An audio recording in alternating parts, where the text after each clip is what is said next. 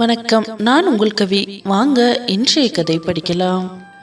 காவியா பேசிய பேச்சுக்கு மாதவனால் பதில் ஒன்றும் பேச முடியவில்லை. அப்படியே விக்கித்து போய் நின்றான். காவியாவா இப்படியெல்லாம் பேசுகிறாள்? அவளுக்கு இப்படியெல்லாம் கூட பேச தெரியுமா? தப்ப அவ செஞ்சுட்டு இப்படி என்னையே சாட்டையால் அறைந்த மாதிரி கேள்வி கேட்கிறாளே. எல்லாம் என் நேரம். இப்போ இவகிட்ட பதில் சொல்லி கொண்டிருந்தால் ஆஃபீஸில் எல்லாருக்கும் விஷயம் தெரிஞ்சிடும். நம்ம அமைதியாக இருக்கிறது தான் இப்போதைக்கு நமக்கு நல்லது. ஆனால் இவள் நினைக்கிற மாதிரி அவள் மேலே காதல் எல்லாம் ஒன்றும் நமக்கு இல்லை என்று நினைத்து கொண்டான் மாதவன். சரி, நீ என்னமோ பண்ணு, எனக்கு என்ன வந்தது? நான் என் வேலையை பார்க்குறேன், நீ உன் வேலையை பாரு. இனிமே என்கிட்ட பேசுகிற வேலையெல்லாம் வச்சுக்காத என்றான் அவன். அப்படி வாங்க வலிக்கு. வெரி குட் பாஸ், இப்படி தான் இருக்கணும், சமத்தா. இப்போ நம்ம வேலையை தொடருவோமா என்றாள் காவியா. தயவு செய்து நீ என்னை பாசன்லாம் கூப்பிடாத. என்கிட்ட நீ பேசவே பேசாத. உன் குரலை கேட்கவே எனக்கு பிடிக்கல என்று கடுப்பாக பேசினான் மாதவன். பேசக்கூடாதா?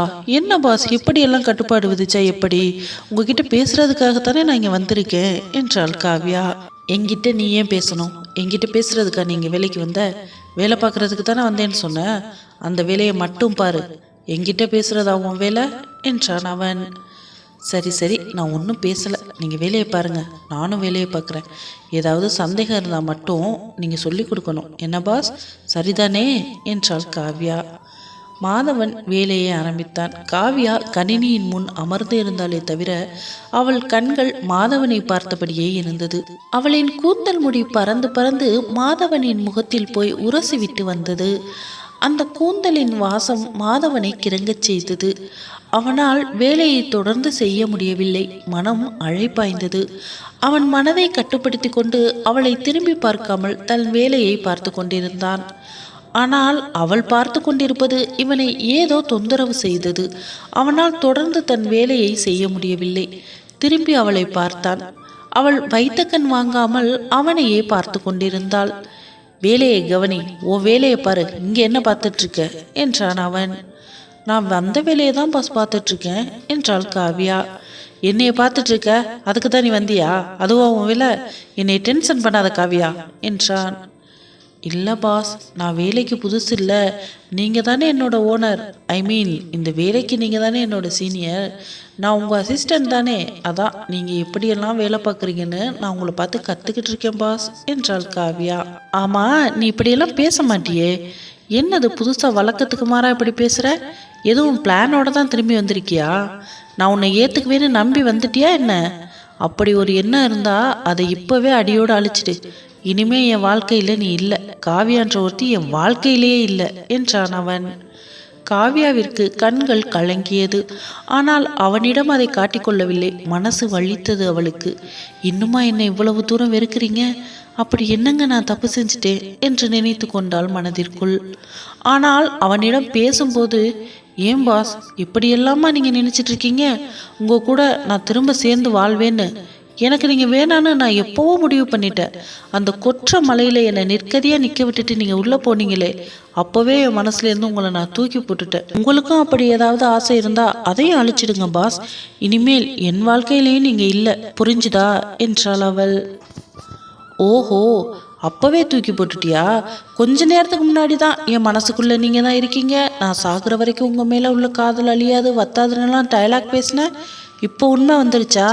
உன் மனசில் நான் எப்போவுமே இல்லடி என்றார் மாதவன்.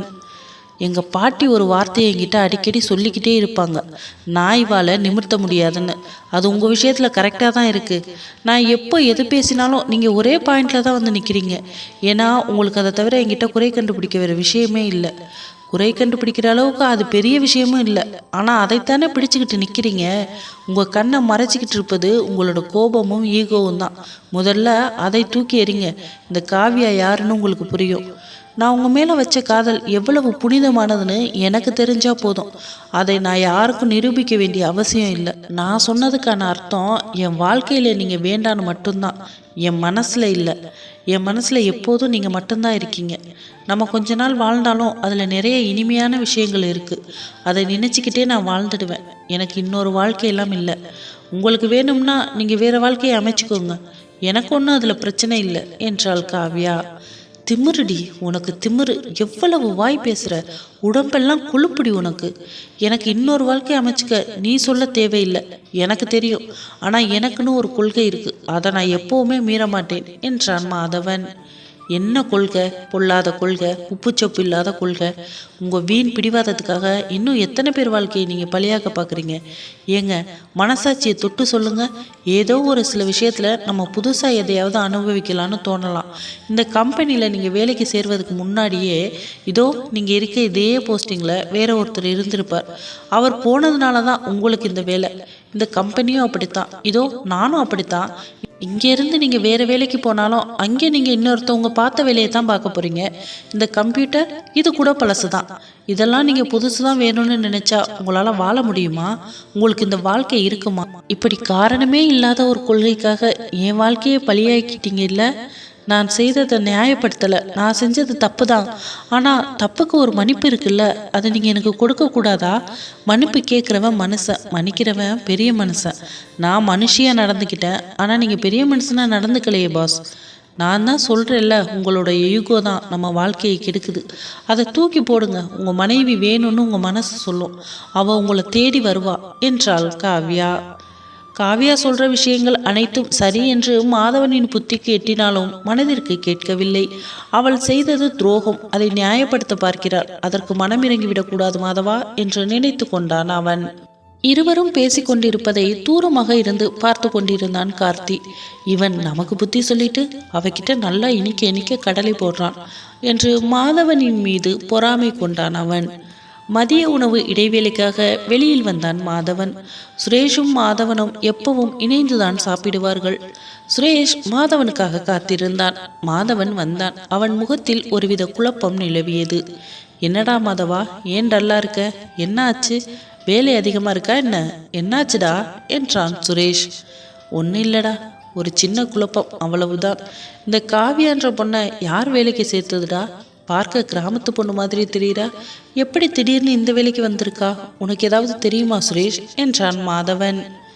எனக்கு ஒன்றும் தெரியாது மாதவா, நம்ம மேனேஜர் தான் அந்த பொண்ணை சேர்த்து விட்டார். அவருக்கு தெரிந்த சொந்தக்கார பெண்ணா. ஏன் வேலை சரியா செய்யலையா என்றான் சுரேஷ். ஆமாம், எவ்வளவு சொன்னாலும் புரிஞ்சிக்கவே மாட்டேங்கிறா, அதான் டென்ஷன் ஆகுது எனக்கு என்றான் மாதவன். டேய், நீ இப்படியெல்லாம் பேசுகிற ஆள் இல்லையே, எவ்வளவு பொறுமையாக எல்லாருக்கும் சொல்லி கொடுப்ப. வந்த முதல் நாளே அந்த பொண்ணை கோவிச்சுக்காதடா. அந்த பொண்ணுக்கு ஏதாவது டவுட் இருக்கும். இப்போதான் ஃபஸ்ட்டு வேலைக்கே வரலாம். ஸோ ஏதாவது டவுட் கேட்டால் சொல்லி கொடுடா மாதவா. வந்த உடனே நம்ம எல்லாத்தையும் கற்றுக்கிட்டோம், போக போக அவளும் கற்றுக்குவா. கஷ்டப்படுற குடும்பமா, இந்த பொண்ணோட வருமானத்தை நம்பி தான் அந்த குடும்பமே இருக்கான். நீ ஏதாவது அந்த பொண்ணு மேலே கம்ப்ளைண்ட் பண்ணி அவளை வேலையை விட்டு துரத்திடாத, பாவம் என்றான் சுரேஷ். ஓ, அப்படி வேற சொல்லி வச்சிருக்காளா? இங்கேயும் அப்போ பொய் சொல்லி தான் சேர்ந்துருக்கா. இவளை என்ன பண்றதுனே தெரியல, பொய்க்கு மேல பொய் சொல்றா. பார்ப்பதற்கு இந்த பூனையும் பால் குடிக்குமாங்கிற மாதிரி அப்பாவியா முகத்தை வச்சுக்கிட்டு இருக்கா. காவியாவும் அந்த இடத்திற்கு சாப்பிடுவதற்காக வந்தாள். ஆனால் அங்கு யாரையும் தெரியாது என்பதால் தனியாக ஒரு டேபிளில் அமர்ந்தாள். கார்த்தியும் அந்த இடத்திற்கு வந்தான். காவியா தனியாக உட்கார்ந்திருப்பதை பார்த்து அவளிடம் எதிரே போய் உட்கார்ந்தான். என்ன காவியா மேடம், தனியாக உட்காந்து சாப்பிட்றீங்க என்றான். ஆமாங்க, இன்னைக்கு தானே வந்தேன், எனக்கு இங்கே யாரையுமே தெரியல, என்கிட்ட யாரும் பேசவும் இல்லை, அதான் தனியாக உட்காந்து சாப்பிட்றேன் என்றாள் காவ்யா. ஏங்க, நான் இருக்கும்போது ஏங்க அப்படியெல்லாம் பேசுகிறீங்க? அச்சச்சோ, பரவாயில்லைங்க, நீங்கள் இவ்வளவு நாளும் வேறு யார் கூடயாவது சேர்ந்து சாப்பிட்ருப்பீங்கல்ல, நீங்கள் போய் அவங்க கூடவே சாப்பிடுங்க, எனக்கு ஒன்றும் பிரச்சனை இல்லை, எனக்கு தனியாக சாப்பிட்டு பழக்கம்தான் என்றாள் காவ்யா. அப்படியெல்லாம் பேசாதீங்க காவ்யா. மனுஷங்க ஒருத்தங்களுக்கு ஒருத்தர் உதவியாக இருக்கணும், உண்மையாக இருக்கணும், அன்போடு இருக்கணுங்க, அவ்வளவுதாங்க. பிறக்கிறோம், வாழ்கிறோம், சாகிறோம். இந்த வாழ்க்கையில் என்னத்தங்க நம்ம கொண்டு போக போகிறோம்? இருக்கும்போது மற்றவங்களுக்கு உதவியாக இருந்துட்டு சாகணுங்க. எனக்கு அப்படி வாழ்வது தான் பிடிக்கும். யாருக்காவது கஷ்டனாலே என்னால் தாங்கவே முடியாது. நான் தான் அங்கே போய் முதல் ஆளாக இருப்பேன் என்று தன்னை பற்றிய பெருமைகளை காவ்யாவிடம் எடுத்துரைத்து கொண்டிருந்தான் கார்த்திக். அவர்கள் இருவரும் பேசிக்கொண்டிருப்பதை தூரத்தில் இருந்து பார்த்து கொண்டிருந்தான் மாதவன். இவ எதுக்கு அவன் கூட பேசிக்கிட்டு இருக்கா? அவன் சரியான ஜுல்லு வண்டி. என்ன பண்றது, நம்ம சொன்னா நமக்கே கிளாஸ் எடுக்கிறா. இவ திருந்தவே மாட்டா. போய் ஏதாவது பிரச்சனையில சிக்கி வரட்டும், அப்போதான் தெரியும் நான் எதனால சொல்றேன்னு என்று நினைத்து கொண்டான் மாதவன். என்னடா மாதவா, சாப்பிடாம அங்க பார்த்துக்கிட்டு இருக்க என்றான் சுரேஷ். ஒன்றும் இல்லைடா சுரேஷ், அந்த கார்த்தி பையன் காலையிலேருந்து அந்த பொண்ணை பற்றியே பேசிகிட்டு இருக்கான். அவளையே சுற்றி சுற்றி வரான். அவன் நல்லவனாடா, அவன் ஒரு பொறுக்கி. இவனும் அவன்கிட்ட பேசிக்கிட்டு இருக்கா. அவளும் புது பொண்ணுங்கிறதுனால அவனை பற்றி என்னாலேயே எதுவும் சொல்ல முடியல, அதான் கடுப்பாக வருது என்றான் மாதவன். டேய், அந்த பொண்ணு அவன்கிட்ட பேசுகிறா, அவன் அந்த பொண்ணுக்கிட்ட பேசுகிறான். உனக்கு ஏன் கடுப்பாக வருது? போக போக அந்த பொண்ணே அவனை பற்றி புரிஞ்சுக்கிட்டு ஒதுங்கிக்கிடுவா. என்னமோ உனக்கு சம்பந்தப்பட்டவங்க கிட்ட அவன் பேசுகிற மாதிரி கடுப்பாகிற. உனக்கும் அந்த பொண்ணுக்கு என்ன சம்பந்தம் என்றான் சுரேஷ். ஏன் சம்பந்தம் இருந்தால்தான் கோபப்படணுமா? அவனை பற்றி நமக்கு தெரியும்ல. பாவம், அந்த பொண்ணு புதுசாக வந்திருக்கா, அவளுக்கு அவனை பற்றி எதுவுமே தெரியாது. அவகிட்ட ஏதாவது தப்பாக நடந்துக்கிட்டானா பாவம் இல்லையாடா? அதனால தான் சொன்னேன். நல்லது சொல்கிறதுக்கு உறவாக இருக்கணும்னு அவசியம் இல்லை சுரேஷ் என்றான் மாதவன். சரி சரி, ஏண்டா இப்போ இவ்வளவு டென்ஷன் ஆகுற? நான் யதார்த்தமாக தான் சொன்னேன். புதுசாக வந்த பொண்ணுக்கிட்ட போய் நம்ம கம்பெனி ஸ்டாஃப் பற்றி நம்மளே தப்பாக சொல்லக்கூடாது இல்லடா. போக போக புரிஞ்சுக்குவாங்க, நீ எதுவும் டென்ஷன் ஆகாத என்றான் சுரேஷ். அதெல்லாம் ஒன்றும் இல்லை மச்சான் என்று சொல்லிக்கொண்டே காவியாவையே பார்த்து கொண்டிருந்தான் மாதவன். அறிவு கெட்டவன், எப்படி பேசிக்கிட்டு இருக்கா அவன்கிட்ட போய் என்று வாய்க்குள்ளேயே முணுமுணுத்து கொண்டான். மாதவன் காவியாவை பற்றி தன்னிடம் கூறுவான் என்று எதிர்பார்த்தான் சுரேஷ். ஆனால் மாதவனோ காவியாவை பற்றி மூச்சு கூட விடவில்லை. அடப்பாவி, எவ்வளவு அழுத்தமா இருக்கான், நம்ம கிட்ட கூட அவளை பற்றி பேசவே இல்லையே என்று நினைத்து கொண்டான் சுரேஷ். காவியாவின் அருகில் பிரேமா என்ற பெண் சாப்பிட்டு கொண்டிருந்தாள். காவியா அவளை பார்த்து சிரித்தாள். ஆனால் அந்த பெண் பேசவில்லை. ஹாஸ்டலிலும் காவியாவுடன் பக்கத்து அறையில் தான் அவள் இருக்கிறாள். ஆனாலும் காவியாவிடம் இன்னும் அவள் பேசவில்லை. காவியாவுடன் மட்டுமில்லை, அந்த ஆபீஸில் யாரிடமும் அவள் பேசுவதில்லை. ஏன் இப்படி இருக்காங்க? நம்ம அவங்கள பார்த்து சிரிக்கிறோம், பதிலுக்கு கூட சிரிச்சு வைக்க மாட்டேங்கிறாங்களே, இவ்வளவு இறுக்கமா இருக்காங்க, என்னவா இருக்கும் என்று நினைத்து கொண்டே சாப்பிட்டாள் காவியா. சாப்பிட்டு விட்டு மாதவன் தன் வேலையை தொடர்ந்தான். பின்னாடியே காவியாவும் வந்தாள். மாதவன் காவியாவை பார்த்தான். ஏன் கடகடன்னு சாப்பிட்டு வர தெரியாதா? என்ன இவ்வளவு நேரம் அரட்டை அடிச்சிட்டு இருக்க? வேலை நேரத்துல அரட்டை அடிக்கலாமா என்றான் அவன். நான் ஒன்றும் அரட்டை அடிக்கல பாஸ், சாப்பிட்டு தான் வரேன். எனக்கு பொறுமையா சாப்பிட்டு தான் பழக்கம். நீங்க கடகடன்னு சாப்பிட்டீங்கன்னா நானும் அவ்வளோ வேகமா சாப்பிட முடியுமா? நான் அரட்டை அடிச்சா உங்களுக்கு என்ன என்றாள் அவள். அம்மா தாயே, நீ அரட்டை அடிச்சா எனக்கு ஒன்றும் இல்லை, வேலை நேரத்தில் வேலையை பார்க்கணும், அதான் கேட்டேன் என்றான் மாதவன். அது வேலை நேரத்தில் தானே பார்க்கணும், இது சாப்பிட்ற நேரம் தானே, அதான் பொறுமையாக சாப்பிட்டு வரேன் என்றாள் காவியா. மாதவன் மௌனமானான். இவளிடம் எது பேசினாலும் பதிலுக்கு பதில் பேசுவாள் என்று அவனுக்கு புரிந்து விட்டது. அதனால் அவன் எதுவுமே பேசவில்லை, அமைதியாகவே வேலையை செய்ய ஆரம்பித்தான். காவியாவும் தனக்கு உண்டான வேலைகளை செய்ய ஆரம்பித்தாள். அவ்வப்போது அவளின் வேலைகளில் சிறிய சந்தேகம் ஏற்பட்டது. அதை மாதவனிடம் கேட்டு தெரிந்து கொண்டாள். மாதவன் முறைத்து கொண்டே அவளின் சந்தேகங்களை தீர்த்து வைத்தான். நீங்க முறைக்கிறத பார்த்தால் எனக்கு கத்துக்கவே ஆர்வம் இல்லை, உங்களை பார்த்தால் எனக்கு பயமா இருக்கு பாஸ் என்றாள் காவியா. யாருக்கு? உனக்கு என்னை பார்த்தா பயமா இருக்கா? எனக்கு தாண்டி உன்னை பார்க்க பயமா இருக்கு. பொட்டி பாம்பு மாதிரி அமைதியா இருந்த, இப்போ சீறுகிற பாம்பு மாதிரி இருக்க. உன்கிட்ட நான் தான் எச்சரிக்கையா இருக்கணும் போல என்றான் மாதவன். காவியா சிரித்து கொண்டாள். மாதவனின் மனதிற்குள் மாற்றம் உண்டாகுமா? பொறுத்திருந்து நாளை பார்ப்போம். நன்றி, வணக்கம். இந்த கதை உங்களுக்கு பிடிச்சிருந்தா லைக் பண்ணுங்க, ஷேர் பண்ணுங்க, கமெண்ட் பண்ணுங்க. ப்ளீஸ் மறக்காம எல்லாரும் சப்ஸ்கிரைப் பண்ணுங்க.